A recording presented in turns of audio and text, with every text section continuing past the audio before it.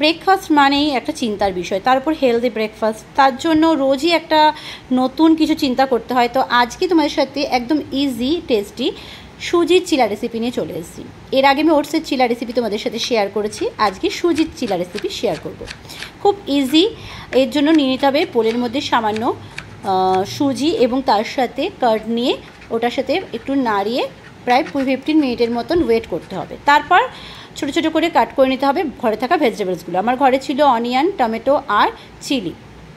এবার এই সুজির পেস্টটার মধ্যে ওটা দেওয়ার পর সামান্য নুন, একটু জিরের গুঁড়ো আর আমি অ্যাড করেছিলাম চিলি ফ্লেক্স, ভালো করে নেড়ে রেখে দেবো। অন্যদিকে প্যানের মধ্যে একটু সামান্য তেল নেওয়ার পর এই পেস্টটা আস্তে আস্তে দিয়ে দেব। এরপর এটাকে একটা রুটির শেপ দেবো, মোটামুটি একটা রাউন্ড করার চেষ্টা করেছি। তারপর একটা পিঠ হওয়া পর্যন্ত একটু চাপা দিয়ে ওয়েট করব। নিচটা হয়ে গেলে উল্টে দেব। মোটামুটি আমার চিলা রেডি। এবার এটা সার্ভ করার টাইম চলে এসছে। আমি এই চিলাটার জন্য নিয়েছিলাম টমেটো সস আর একটু চিলি সস।